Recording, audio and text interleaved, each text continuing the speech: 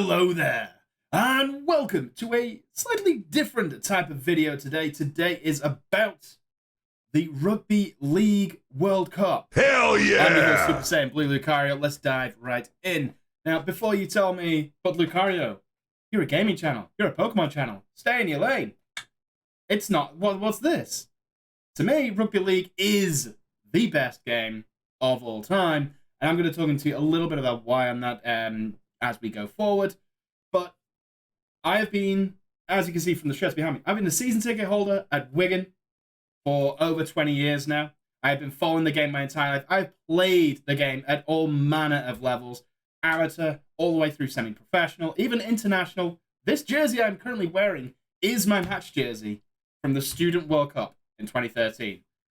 I wasn't good enough to make it all the way, but I know what I'm talking about when it comes to Rugby League, and with following the game so much, I should have a good perspective on the tournament as a whole, the different teams' chances, and we're going to preview that here and now.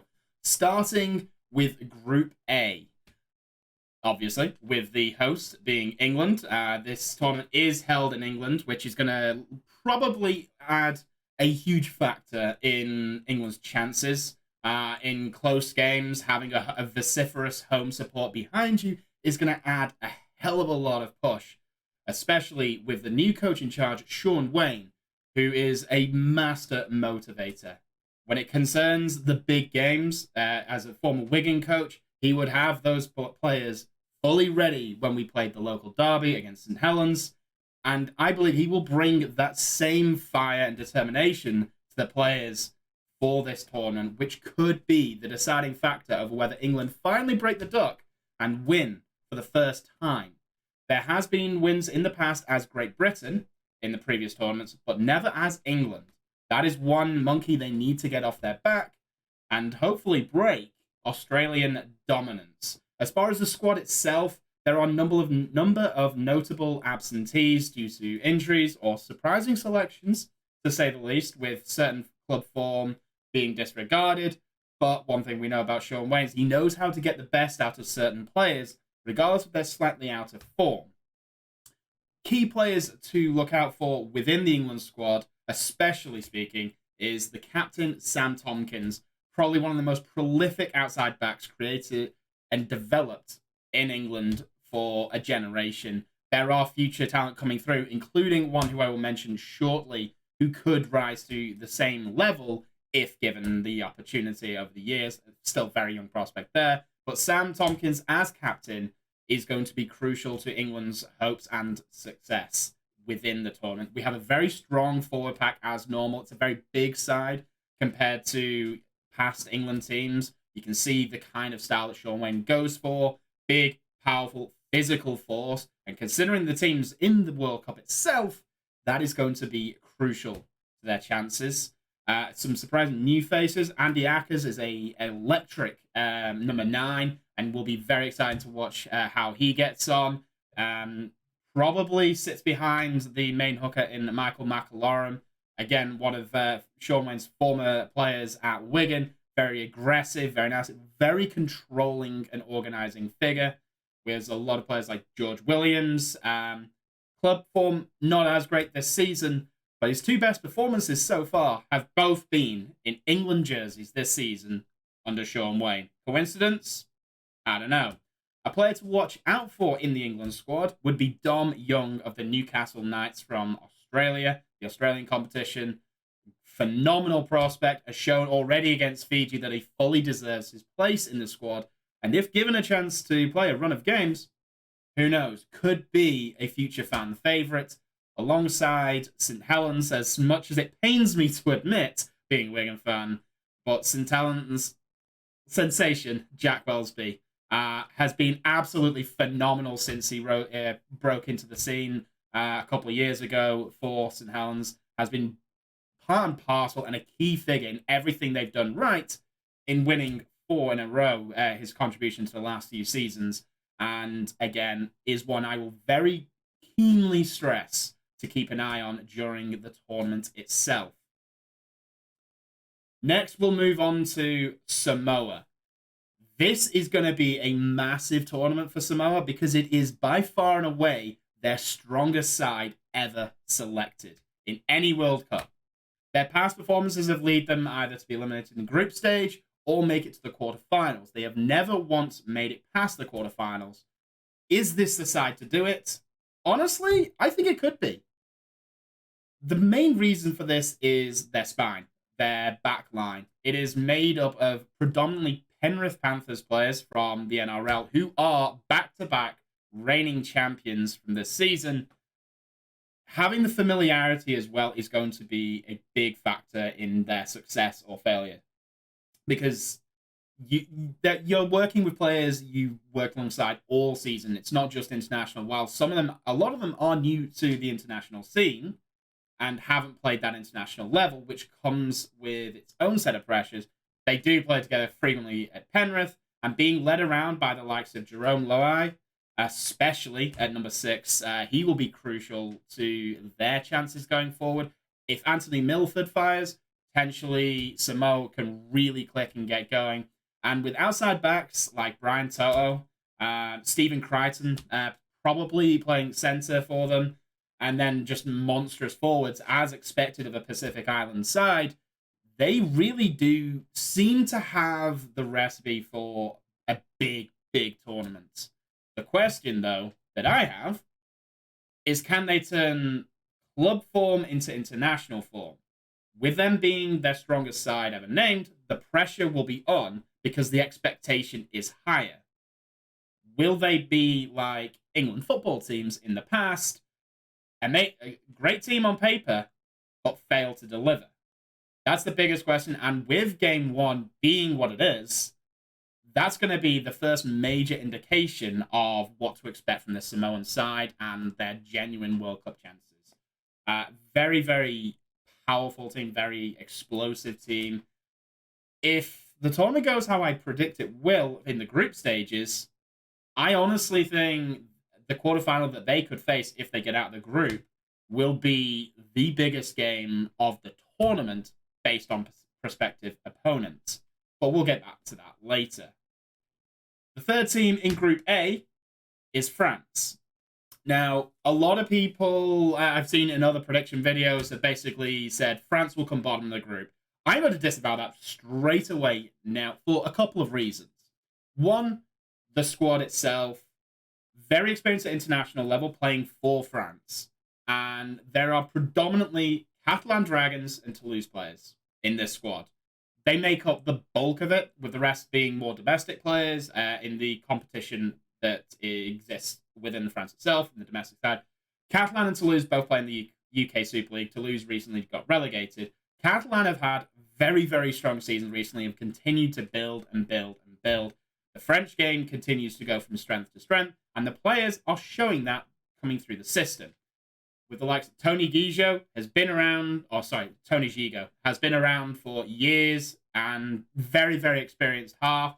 You've got the electric unpredictability of Morgan Escaré. You've got brilliant wingers. Fouad Yaha has been the French top try scorer, French players' top try scorer for the past few seasons now, in sensational form for the Catalan Dragons. I highly predict him to have a good tournament here. If given a little bit of space, his finishing prowess will definitely come in handy.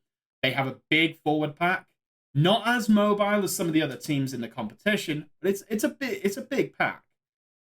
The only problem is performance at international level. They haven't quite hit the mark in terms of performances. They need more internationals, I feel, and the game is coming stronger and stronger. I think they will be a much stronger force come the 2025 World Cup.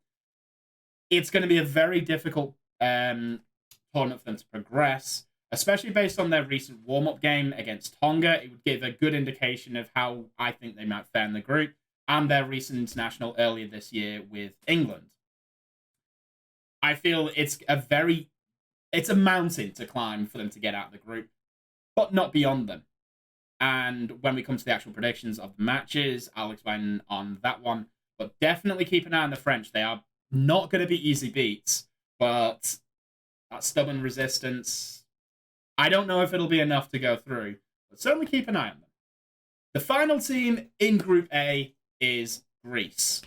Now, just being part of the World Cup is huge for Greece. It is their first ever tournament, but for more reasons than just it being their first tournament. The fact is, Greece have only been playing the game since 2003. And only recently has it been legal for them to have internationals on home soil because the Greek government kept shutting down matches. They would send police to shut down rugby league matches because they wouldn't recognise the game. So they had to play everything away from home. Why did that change?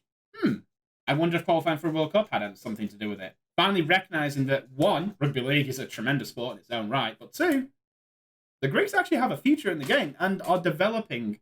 They've got amateur fixtures, they've got amateur sides, they are playing internationals against other European nations and more. They are building in some very good players, some good potential players. Some of them are coming across the UK to play at various levels. But let's not get carried away. It is the most inexperienced side in the competition. They do have a few players who will probably be heavily relied on. Jordan Meads is their top point scorer. Very experienced player. It will be familiar to a number of people in the UK. Used to play for Newcastle Thunder as one of his sides. They have a couple of other players who have come through over in Australia. There's a halfback, Lachlan Ilias. I made sure I got his name there. Who has made his debut and made about 20 appearances for the South Sydney Rabbitohs. They also have a hooker in Peter Marmuzelos. I apologize for the inevitable butchering of that name. Made a couple of appearances as well, and looks like he might probably going to play a key part in their chances, directing traffic out of dummy half and getting their forward pack moving forward. And former Warrington player Billy Magulias is also in there. We'll add a little bit of experience there. Ultimately, though, it may sound harsh. I honestly think they will be lucky to score in this tournament. It will be a huge victory if they do. And they're not here to win games. They have a little experience in there, but they are by far and away the most inexperienced side at the tournament. Their players have not been exposed to this level of international rugby before. It is a huge, huge step up in standard for a lot of the players, and that's been demonstrated with their recent warm-up game against the Bradford Bulls, a part-time team in the second tier of the British League, which they were very slow to get going. I watched the game back. Bradford were quite dominant in the early proceedings. They did very well to come back and bring it to a 34-all draw. But the teams they're playing are a much, much, much higher standard. No offense intended here to Bradford Bulls. But as you would expect, they're the likes of France, Samoa, and England, much higher standard than the Bulls themselves. I feel personally like their performance will end up very similar to the French performances when they first joined the Four Nations tournament, which used to be held in the early 2000s, early to mid 2000s. If they're going to score at all, I think it will be from breakaway try or an interception or a kick chase with a bounce the ball that goes their way. But on the whole, against the very well-organized defenses, very structured and very clinical teams, it's very difficult to see them proceeding anywhere, really, in the tournament. So we're going to get on to the individual matches for Group A. I will post them at the side here, and we will discuss them individually. First of all, because I want to test my prognostication skills. In round one, this is the biggest.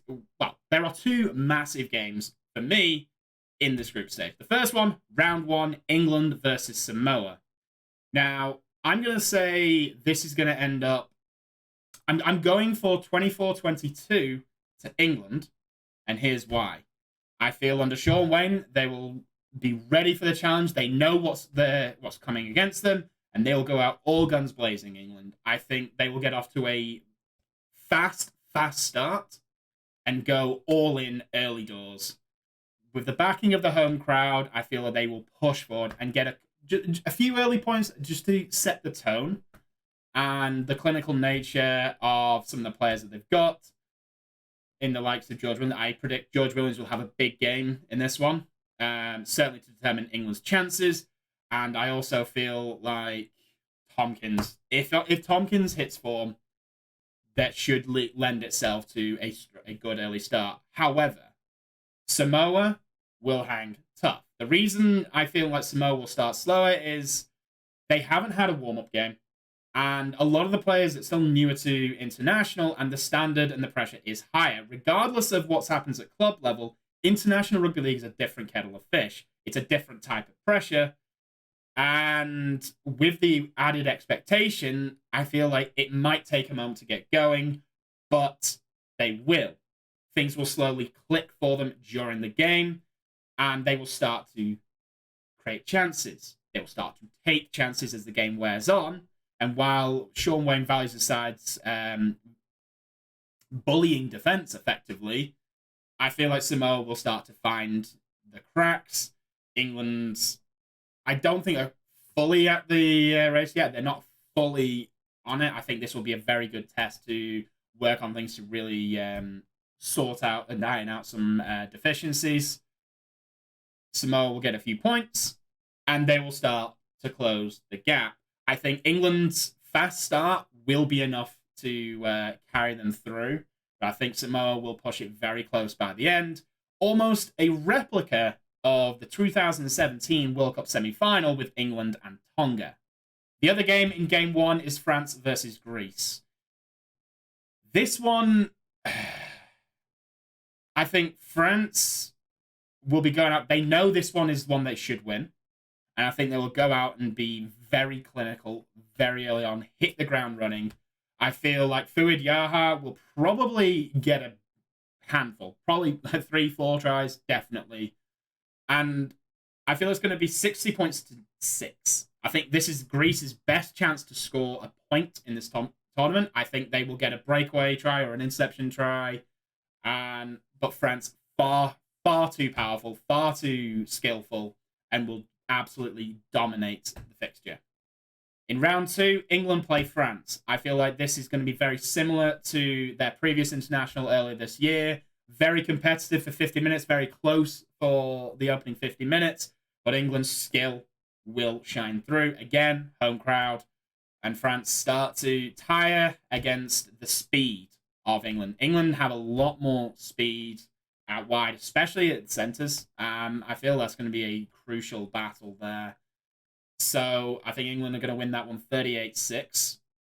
I think it'll be fairly close. That's 16-6. Very, very close around the 50-minute mark.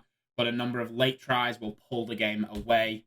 Samoa then play Greece. Samoa, after being beaten by England narrowly, one will have more confidence in their playing style. They know they can compete against one of the favourites for the tournament, but they fell short. They know it's a must-win game, and they will absolutely put Greece to the sword. I'm thinking around about 74-0.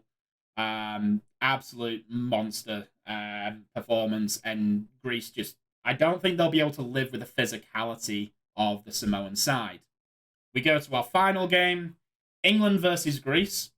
England will know that they're qualified after the first 2 matches. If the predictions go their way, then I think they will. So this will be where the squad rotates a bit, where they'll try a few more combinations to see what is their best side going into the quarterfinals. So I think England will put less points on Greece, but will still absolutely dominate them. I think it'll be around about 58-0, 60-0. We'll go 60-0. We'll go 60-0 on that one. It's no insult to the Greek team whatsoever. Them being in the World Cup and competing in general is wonderful to see. It's great to see a new side making it in. But look at the Rugby Union World Cup with the likes of Namibia when they qualify. It's great to see them there. And the exposure to playing against these bigger and better and more skillful nations at the time will only serve their development well. They need the exposure to these games, and the experience on its own will be the reward for the World Cup. The final game is the big one for me because Samoa and France. Now, yes, England will have comfortably beaten France. Samoa will have got a win on the board. But again, it's that pressure. Samoa expects. Samoa demands with the quality of the squad. I feel that Samoa will defeat France, but it will be a lot closer than people expect simply because of the weight of the pressure. I feel like Samoa will try to force things very early, keeping the ball alive, throwing offloads that might not necessarily be on, causing mistakes under pressure. Catalan have proven their mettle under fire, with a large member of their squad being in the French squad. I think they will stay in the game quite often. I feel like there'll be a breakaway try, about 15 minutes to go, and Samoa will either take the lead or push a lead ahead if they were a very close game. So I'm going to say 24-16 to Samoa, with them coming out on top here. But France by no means going down without a fight in that aspect, which means that I predict England to finish top, Samoa second, France third, and Greece fourth. Next, we're going to look at Group B. This one is led by Australia, who always seems to be the overwhelming favourites. With reason. Since 1954, when the first World Cup took place, Australia have won 11 of them. There have been 15 World Cups in total. Great Britain have 3 wins. New Zealand have 1. Australia have the rest. Their squad isn't as big in the forwards as it has in previous years. The emphasis here is definitely on a more mobile pack. So not as big, but definitely faster and certainly very skillful forward pack. You can see the type of game plan they're going for. They're going for the fast pace. They're going for moving the opposition forwards around, tiring them out, and letting their backs, who are unbelievable quality, just breaking loose and potentially ripping teams to shreds. The big players to look out for in the Australian team is 1 to 17. All of them. All of them ooze quality. I don't necessarily agree with some of the selections, certainly based on watching the NRL this season. I feel like their team lineup for Game 1 won't necessarily reflect their lineup for the rest of the tournament. But definitely players to look out for. Nathan Cleary, who guided Penrith to the recent grand final win. He was the halfback partner of Jerome Loai, who I've mentioned already. Valentine Holmes has been in phenomenal form all season with the North Queensland Cowboys. Josh Adokar, lightning fast player, and was one of the few shining lights in a disappointing Canterbury season. You then look at some of the newer players, which is a lot of them, because Australia actually have 13 debutants in this squad compared to previous World Cups. A little less international experience, trying a few new things, but there's still enough experience there. The likes of Latrell Mitchell, who is a very unpredictable centre, and when he's on form, is unplayable. But very hot-headed temper. He does like to wind his opponents up, but he's also got the skill to back it up as well. So there's too many to count, basically. If you look at the Australian squad, any one of them could be the match winner. Out of general, they have quality across the board, deserved favourites, but with the number of debutants, it's an unfamiliar squad. And one of their more recent internationals, they were beaten by Tonga. So, will Australia go all the way, or will they fall short? Their route to the final is very difficult at the semi-final stage with their inevitable opponents, should they get there. And we'll get to that shortly. We'll look at their other opponents first. Most notably, Fiji. Fiji have a great history with the World Cup. They've made semi-finals for the past number of tournaments. Most notably in the 2017 tournament, where they defeated New Zealand in the quarterfinals in probably their biggest ever victory in terms of impact. Not in terms of scoreline, but in terms of impact.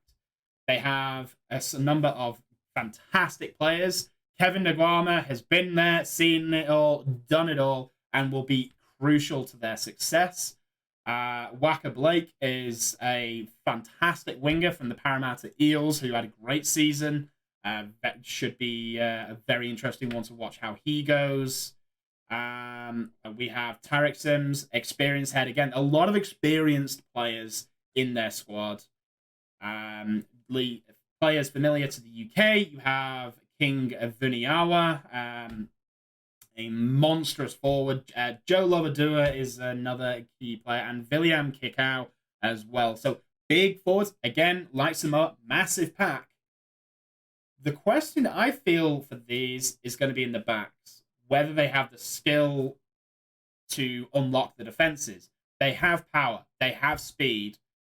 The big key for them is, will their halfbacks fire? Do they have enough to get through the more experienced defenses? Do they have enough to carry them through? Their recent warm-up game with England, a number of players were rested, so it wasn't a full-strength team, but it also showed their defensive frailties and seemed to lack a little bit in attack at times. They seem to lack a few ideas. I'm not certain that they'll have enough to go beyond the quarterfinal stage, but we'll just have to wait and see with regarding that. The next team we're going to talk about is Italy. Italy are yet to make it out of the group stage in a World Cup, but have had some strong teams in the past and been unfortunate not to make it out. This year, though, I feel their squad is weaker than the last tournament. They do have some experienced players from the NRL, likes of Nathan Brown, Cooper Johns, looking like just solid players to be led around the park. They have a no-nonsense forward pack. So they'll be driving that forward against some big players. Their forward pack is going to be crucial to any chance that Italy have of qualifying. They need to get on top of the opposition early doors. If their forward pack wins that battle, then I feel like maybe the backs have enough to surprise their opposition in a very competitive group.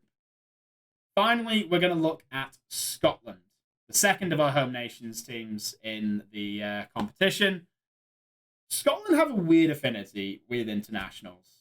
They have had a number of their most experienced players retire in recent seasons, like Danny Brough, who was present in the last number of World Cups for them, who was crucial to their incredible draw with New Zealand in the Four Nations.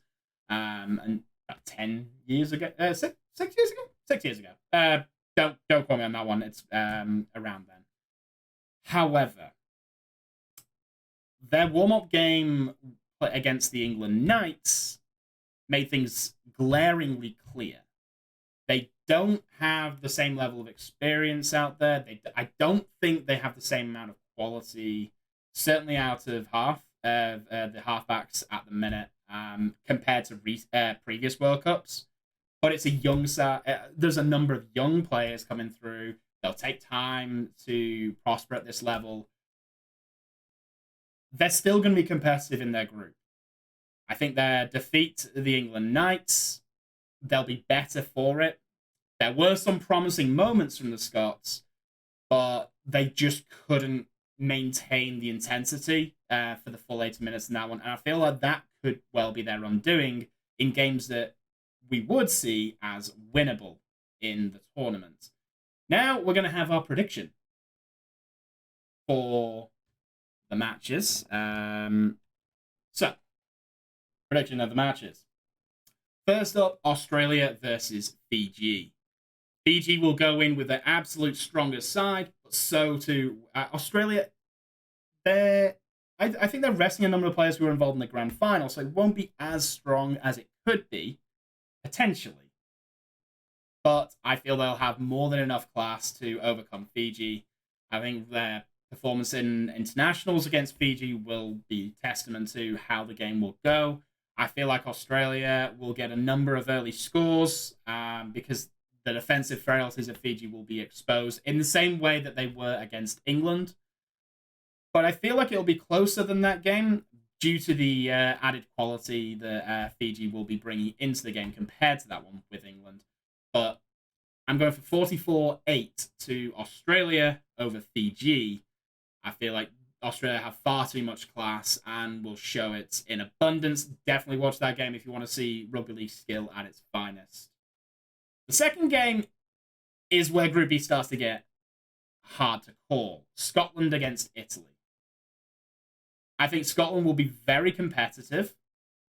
It's in Newcastle, so close to the Scottish border. Hopefully, a strong Scottish crowd to come cheer them on. But I think Italy have a bit of a stronger forward pack, and I think if they get on top early on, Scotland will struggle to compete. They'll struggle to find the opportunities to break through, and will come undone as the game goes on. I think they'll tire. There's a number of part-time players within the Scotland team who I think will struggle to maintain the intensity. So I'm going for an 18-12 win to Italy in this one. Round 2, we have Australia against Scotland. This one, I feel like it's going to be the first really, really big score of Group B. I think Australia will probably put 70 on Scotland here. I'm going for 72-4 Australia over Scotland. I think they have far too much class and Scotland won't be able to live with them. I feel they'll probably have a very competitive opening 15 minutes. They'll throw everything at them. They might even get ahead early on, but the moment Australia start to carve through, start to make the breaks, the floodgates will open and Scotland will struggle over that one. So I'm going to go for 72-4 there. Fiji versus Italy is the next game. And I think this is Fiji's first win of the competition. I think Italy will compete. They'll stay. Their forward pack will have enough in them to keep it a very tight contest for the early going, but Fiji have the extra touch of quality out wide, and I feel that's where things will start to click for them. So I'm going for a 32-22 win to Fiji in that game, which finishes us up with Australia against Italy. And again, Australia far too good for Italy, far too much quality across the park. I'm going to go for a 44-10 win to Australia in this case. Specifically, I think Italy will have enough to get some points on the board, and Australia will know they're already through. They'll know they've topped their group. There's nothing anyone can do to catch them. I think they'll take a more relaxed approach in this game and potentially rest players for their quarterfinal. To make sure everyone is firing on all cylinders. I think there may be some lapses in concentration towards the back end of each half, which could see Italy poke through, a little kick through to the in-goal area, leading to a try or an interception. Could lead to them getting on the board. But Australia, again, far, far too much for them, which finishes us off with the final Group D game, which is Fiji against Scotland.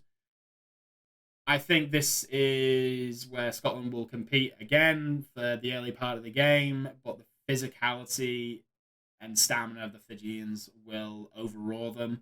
I think this will go 36-12 to Fiji. I think they'll be too good and have just that extra touch of class. So the overall standings for Group B, we're going to go Australia, Fiji, Italy, and then Scotland. Now we're going to look at Group C. So with Group C, we have New Zealand, a ferocious side.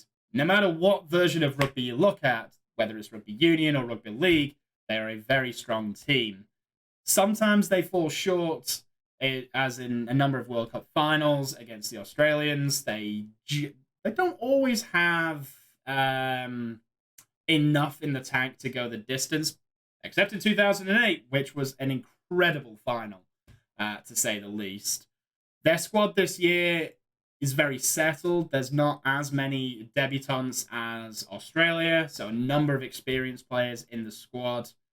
Uh, with no Sean Johnson this time. I think he's retired from international rugby. Correct me if I'm wrong. But it's just an insane squad in general, especially off the back of their warm game. They looked clinical. They looked efficient. They looked fast, powerful, and just all round.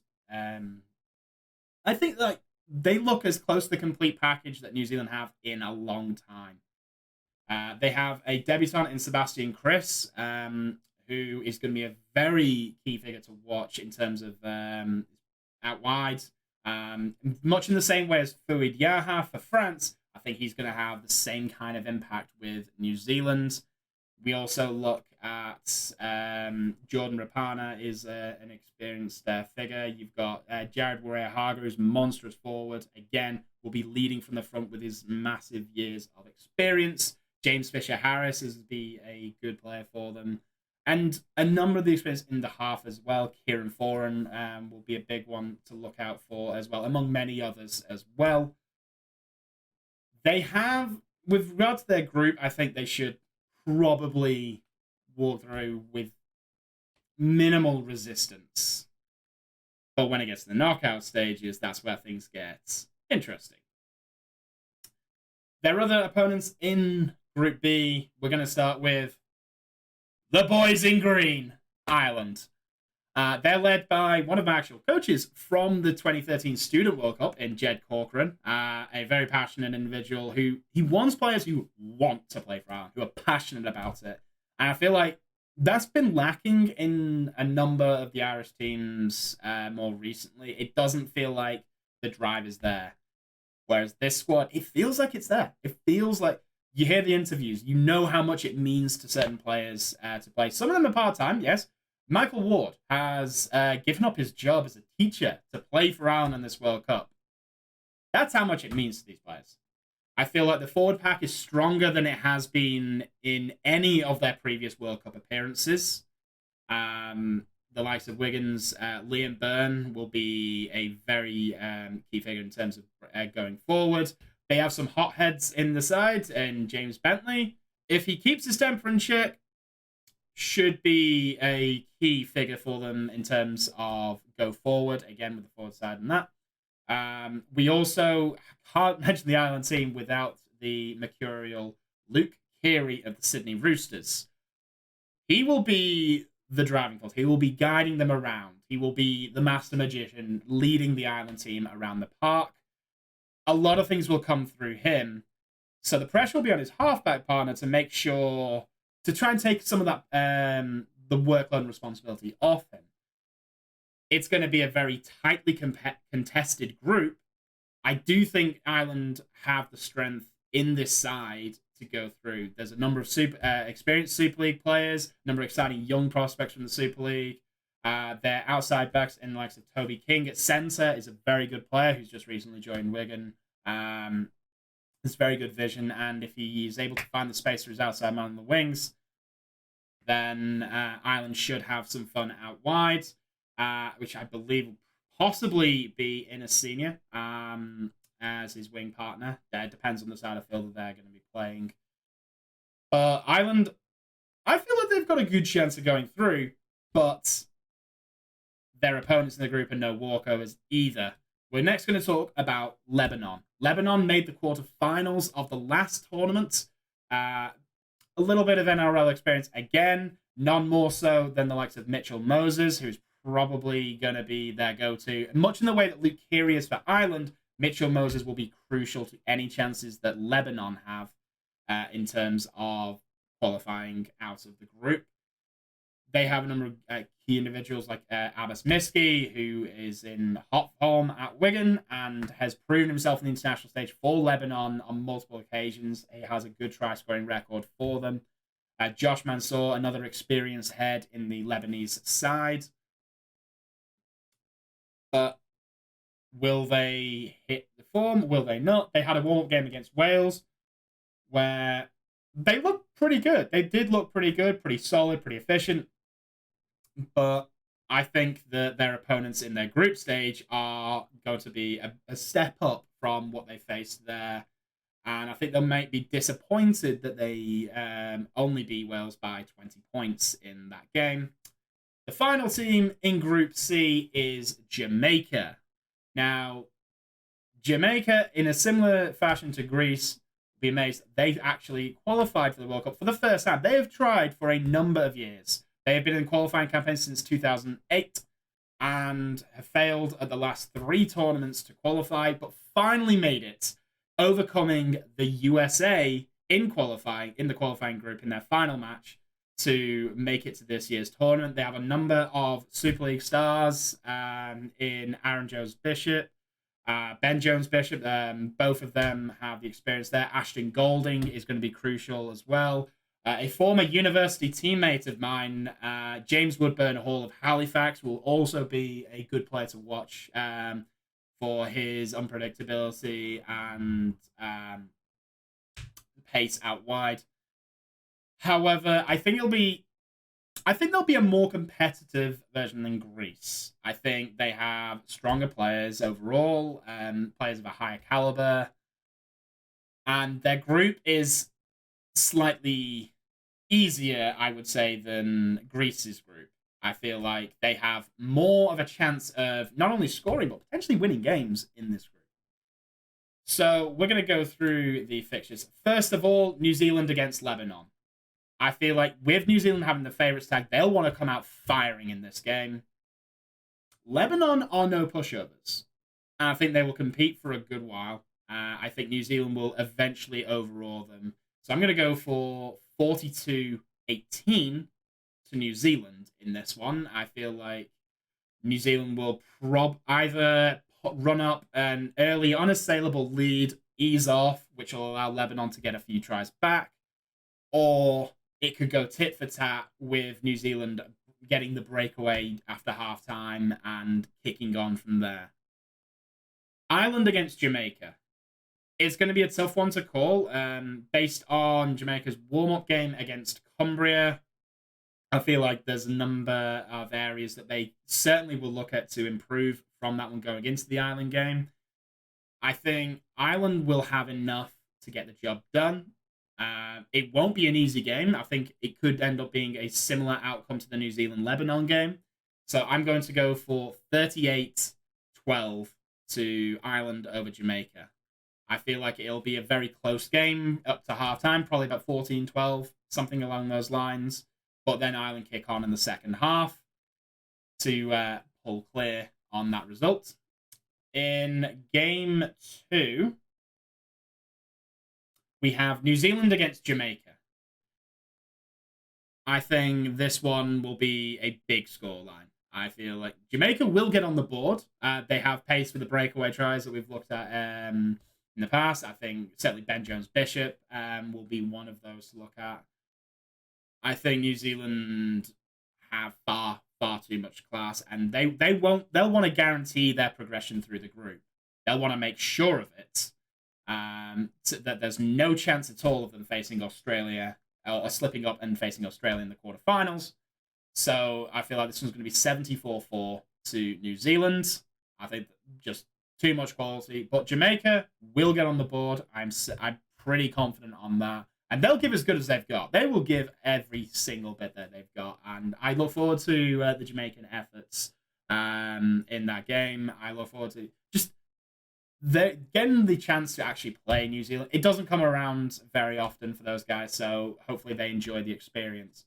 Lebanon versus Ireland will be absolutely enormous. This will decide who goes through in Group C. Absolutely guaranteed. And it will come down to which of the players has more impact in the game. Luke Keary, Mitchell Moses. I think the forward pack of Ireland is a little stronger. The backs could be where they come undone in places. So as long as Ireland stay focused in the defence, as long as they remain tight in the defence, and not let loose in discipline, and just stay focused on the task at hand, I think they will have enough to come out on top. This is going to be the hardest one to call, I think. So I'm going to go for Ireland 20, Lebanon 18. I think a late penalty goal will be the difference between the two sides. The final game, Ireland against New Zealand. At this point, if predictions go the way I think, both of these sides will have qualified. New Zealand will want to avoid Australia for the quarterfinals. Ireland, well, they'll be looking for confidence. They'll be looking to see, how well can we compete against New Zealand because we know what's coming next. So I think they'll be competitive early. I think, again, it'll be a tight contest, maybe a little cagey at first. But when New Zealand start throwing the ball around, I think we'll have too much. So I'm going to go 40 points to 10 to New Zealand in this game. I feel like the additional class of the Kiwis will be too much for the Irish overall. But Ireland will be by no means shamed by their performance. I think they will compete in a number of areas of the game. But again, start to fall off with the additional class of the Kiwis later on. With Lebanon against Jamaica, this will be, if it goes as way I think, more of a game for pride. So with nothing much, with no way of getting out of the group for either side, I feel like this one will be a very open, very expansive game. I think it could be quite a high scoring game. So I'm going to go 42-22 to Lebanon. I think Lebanon have a bit more quality. I think Mitchell Moses will run the show. But Jamaica will, again, they'll throw the ball around, they'll have fun with their big offloading game, and we'll get a number of tries against them. So the overall standings, I'm going for New Zealand, Ireland, Lebanon, and Jamaica. Group D. Now, this one is probably going to be the closest group of all four of them, with no massive standouts to guarantee wins or anything across the four nations. So we're going to start with Tonga, who really have come on leaps and bounds in the last number of years. They came agonizingly close to overturning England in the semi-finals in the 2017 World Cup. They defeated Australia in one of their more recent tests, which is a big achievement in rugby league, believe me. They have quality all over the place. The likes of Conrad Hurrell at centre. Jason Taumalolo will be the biggest player for them by far once he has served his suspension. So he won't be available during the group stage, which could actually bring the games a bit more competitive and closer, which is why I feel like this group will be harder to call with the absence of such a crucial individual. Will Hopoate is another exciting player for the Tongans as well, so keep an eye out for him out back. Tui Lola here is a very assured halfback who will add a steadying influence to them. They have a very strong team, though, so very, very much looking forward to seeing how they play, and especially with their potential route out of the group stage. Oh boy, it's going to be an interesting one, to say the least. Up next, we have Papua New Guinea. Now, they are the only country in this World Cup where rugby league is their national sport. And if you look at their home internationals, the home games, just the joy on the public's faces, the just swarming of the people just clambering over fences, clambering up trees, clambering on houses just to get a glimpse of a game, especially when they play the Australians. It's that kind of passion that all their players bring and makes them such a difficult side to deal with. Not only are they Pacific Island nation, which comes with some big physical players who will not stop running all day, but they now have the quality to back it up. They have a side in the Australian reserve competition now, which is developing more and more local talent and raising the standard of their players.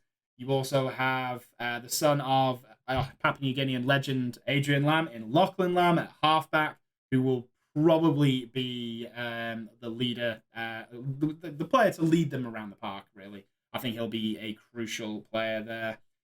The likes of Watson Boas, Reece Martin, Justin Olam at centre, Melbourne Storm centre, brilliant player, and can hit like a truck. They all can, but I mean, look out for, if you want your big hits, if you're a big fan of your big tackles, definitely keep an eye out for Justin Olam. Up next is the Cook Islands. Now, they never quite hit the heights that they would like of the Pacific Island nations. They struggle to qualify out of the groups. They haven't many World Cup game wins under their belt in their history. However, they have a stronger side than they have before, much in the way that Samoa do. Just, I don't think, not to the same level. A unpredictable player in the likes of Anthony Gelling, Jonathan Ford will be a key individual for their chances. Dom Peru as well, just to name a couple of the players in the squad. But with the fact that they've got the Papua New Guinean side and Tongan side up against them in the group, I think they will struggle to come out on top. But they do have enough quality to get the job done if they start to get a roll on. If they their forward pack get on top at the time, they might just be able to find a way through. So don't back against them just yet. And finally, we have the Wales team. Now, with Wales, I feel they've gone backwards since hitting the heights in the early 2010s. That was the peak of Welsh Rugby League, really, outside of also reaching the semi-finals in 2000. But they are working on homegrown developed players. Most of the squad are more part-time players, but Welsh-born, Welsh-raised. So that is good to see local players getting that chance to compete at the higher level. The likes of Caleb Akins and Elliot Keir are going to be crucial to any chance that Wales have of getting wins in this tournament. Their performance against Lebanon, they were good in patches, but fell away too much. They gave Lebanon too much time, and I feel like it's going to be a similar story you hear about Wales in this tournament. I think they have one of the weakest squads overall in terms of star power, but Welsh passion, they'll be up for the games. They'll be up for the task. They will give it everything they've got.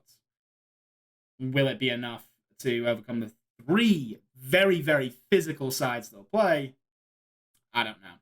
So we're going to look at the group stage matches first. In round one, we have Tonga against Papua New Guinea. Papua New Guinea are on a losing streak against Tonga at the moment. Will this be the game where they break their duck? I don't think so. I think Tonga will just have enough. They will want to set the marker for their progression. They will want to set the marker for their tournament. I think this will be where they come out firing. They'll come out swinging. I think Tonga are going to take this one. I'm going to go 22-12 to Tonga over Papua New Guinea. I think a couple of late scores will pull the game in Tonga's favour there, but it will be a brutal war, this one. Very excited to watch that one. Next, we have Wales against the Cook Islands. And this is the one game that Wales, I think, have a good chance of winning. The Cook Islanders will also feel the same about the Welsh. It'll be a back and forth one. I think that both sides will get a number of scores on the board. So I'm going to go 34-24 to the Cook Islands in this one. I think the Cooks have just a little more to them. I think that Wales will start to tire in the second half. They'll probably be defending heavily in the first half with the Cooks throwing everything at them. I don't think they'll break the Welsh in the first half, but the volume of defence will eventually eat away at the resistance and the Cooks will start to power through. Even if Wales do get some early scores on the board, I don't think it will be enough for them to overcome them. Game 2, we have Tonga against Wales. And I think this one's going to be a big one for Tonga. I'm going to go for 56-6 to Tonga. They will be clinical, they will be ruthless, and just have far, far too much for the Welsh side, who, again, will give they'll give as good as they've got. They'll have a lot of that. I think there'll be a few moments. There'll be some big shots thrown in by the Welsh. They'll have to. But I don't think they'll be able to match the raw power of the Tongan side, who will just be carving them up down the middle and just have far too much to see. The next game, Papua New Guinea against the Cook Islands. A very, very tight game. I think there won't be much in it at all. I'm going to go with a high-scoring game, though, because I don't rate either side's defense as much under pressure as some of the other sides in this tournament. I think it'll be a very entertaining, high-scoring affair. So I'm going 36-30 to Papua New Guinea in this one. Game 3, we have Tonga against the Cook Islands. Now, both sides will have wins. Both sides will have wins, and Tonga will be on 4. They'll have 2 wins from 2. Very confident. They'll feel assured of their qualification. Cook Islands still have a chance of qualifying at this point, and will be, at this point, if predictions go where I think, above Papua New Guinea on points difference. That's going to lend itself to a very entertaining game. I think Tonga will come out on top, but the Cooks will throw everything, including the kitchen sink, at them. So we'll get some scores on the board. I think it's going to be 28-16 to Tonga. They'll face a number of scares during the game. I think it'll be all square with, say, 10 minutes to go, but Tonga finding a couple of breaks towards the end to nudge the game in their favour to win the group and finish top. The final game, Wales against PNG. I think PNG have... Best way to try this is... I feel like PNG, that they have the quality, but they'll be under the pressure. They'll know that the Cooks have a good chance against Tonga, and I feel like the pressure may actually eat at them in this game. I don't think it'll be as big a scoreline as what Tonga did to Wales. I think it'll be a bit closer, and Wales will throw a few shock moments in there. Probably get a couple of scores. They might even go a few scores up.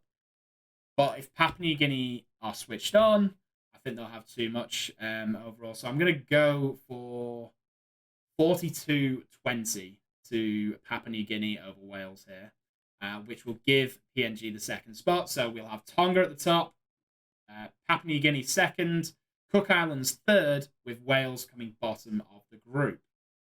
What does this mean for the knockout stages? So the way this works is Group A and Group D, and then Group B and Group C. Winner of Group A will play runner-up of Group D, which, in my predictions, is England versus Papua New Guinea. Now, PNG have a history with England. They always bring the fire. It's always a tough game for England. And I'm expecting no exceptions to this one. It'll be a physical battle. It'll be a painful battle. I think England have enough quality to get them through the game into the semi-finals. I'm going to go with 30 points to 10. I think Sean Wayne's inspiration on the defence will keep England switched on throughout and avoid the slips of judgment, the lapse of judgment and concentration. So I think they'll have more than enough to get it done. But again, a couple late scores to make it that way. I feel like it'll be 18-10 for a good portion of the second half, with a couple of late scores from England, just to put the result beyond doubt. The other quarterfinal, Tonga versus Samoa. Winner of Group D versus runner-up Group A. This is the one I mentioned will be almost the definition of war. They will throw literally everything at each other, and is very difficult to call. Jason Taumalolo should be available for selection for this game as well, which could be the difference maker. But if Samoa click, I think might just pull off the shock. I think Tonga had their moment in 2017. I think Samoa looks slightly stronger in this tournament and could prove it in this game. I'm going to go for 26-20 22 to Samoa. The next quarterfinals, winner of Group B versus runner-up Group C. That's going to be Australia against Ireland. This one, again, Australia will have too much quality. The only real meeting between Australia and Ireland was in the 2013 World Cup. And Australia didn't get out of second gear on that one. This is a stronger Irish team, I think. And they'll give as good as they've got. Australia, though, again, like they have in all their games so far, will have too much quality. This is the one where I'll be okay if my prediction's wrong. My heart says Ireland will get a couple of scores. So I'm going to go 36-12 to Australia in this quarterfinal. Ireland, again, certainly not overawed, certainly not a game to feel that they haven't done their country proud. I think they'll throw all they've got at the Aussies, but Australia have just too much strength and depth and just too much class across the board to face too much from them. Which leaves the final quarterfinal. A. The winner of Group C in New Zealand against Fiji in a repeat of the 2017 quarterfinal, which Fiji won. I think New Zealand will get their payback in this one. I think New Zealand are going to be much stronger. Fiji don't look as strong in this tournament as they did in the last one. And New Zealand look far, far stronger than they did. They look far more assured. So I'm going to go for 36-6 to New Zealand in this one. I think they'll have just too much class, which sets up a really good set of semi-finals. First, the rematch between England and Samoa. Samoa will not come into this game cold like they do into the group stage. They'll know more about what England are about at this point, and it will be harder for England to make the breakthrough. The home advantage, again, could be a crucial factor in this, and if it's a big crowd behind England, there's every chance that they will maintain their nerve to go through. This is more of an optimistic one, so I'm going to go 24-14 to England in this one. I think Samoa will potentially have the lead for a good portion of the game, but a breakaway try, an intercept. I think an interception from the likes of George Williams could be the one that turns the game in England's favour, or just a moment of magic from one of the halfbacks leading England through and just able to get over that line, which sends them into the final to meet the winner of the other semi-final. Now, here's the controversial take. I'm going New Zealand to beat Australia. There's so many debutants in the Australian squad, they'll be less settled. And New Zealand will be clinical. They'll be hitting their stride. They will be on point throughout this tournament. And they want payback on the Aussies for recent World Cups.